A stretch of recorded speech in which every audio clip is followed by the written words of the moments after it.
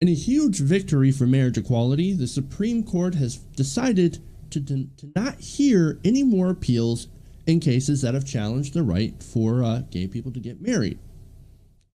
Now, the rejected appeals came from the states of Virginia, Oklahoma, Utah, Wisconsin, and Indiana.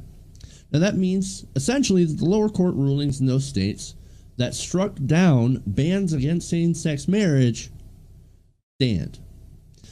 According to Raw Story, the other states under the jurisdiction of the appeals courts that also struck down the bans would also be affected, meaning that the number of states with marriage equality could jump from 19 to about 30.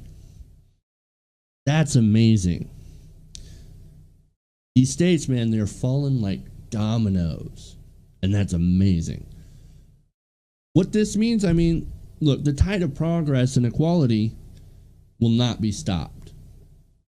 There could be still some courts that fight it, but overall, I think we're pretty much getting close to hanging the mission accomplished banner on the side of this litigation.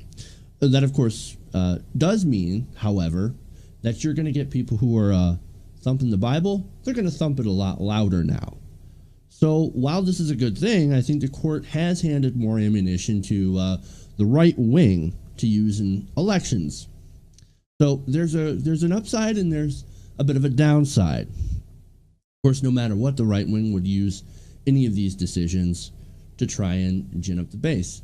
Once again, you've got the gods, gays, and guns, right? Like I said, they're going to thump that Bible. They're going to cry that they're being oppressed by the so-called gay agenda. But really, in reality, we know that they're a shrinking minority. And all of the new polls that continue to come out reflect that. Overall, this is great news. It's also a huge step for equality.